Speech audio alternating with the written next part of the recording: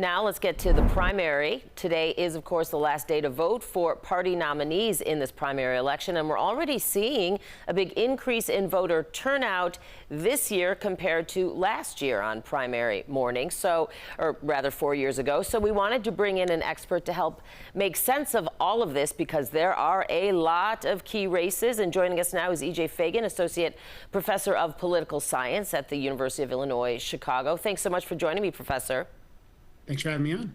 Let's start with the Senate race, which is a huge race. Juliana Stratton was, of course, the first person to announce she was running for Dick Durbin's Senate seat. She's also the sitting lieutenant governor, and she was endorsed by Governor J.B. Pritzker and many others. She got $5 million or so from Governor Pritzker.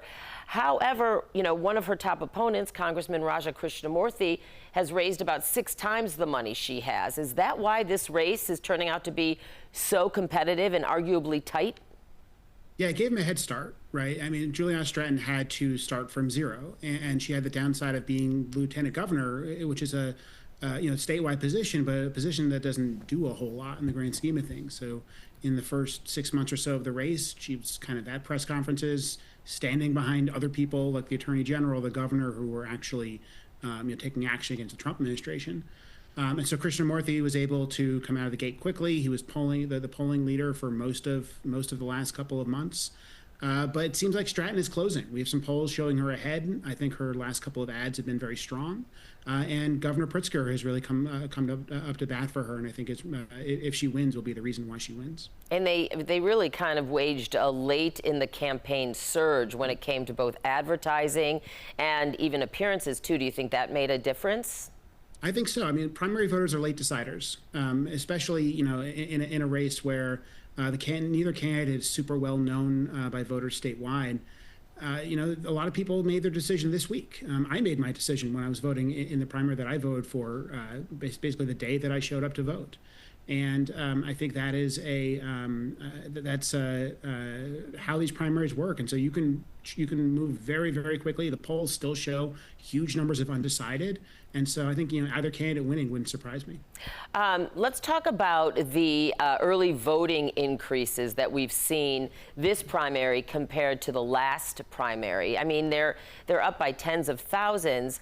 Do you think that is because there's a strong national environment for Democrats? I mean, of course, Illinois being a strong blue state, or because of the large number of competitive races, or to what do you attribute the rise in early voting to?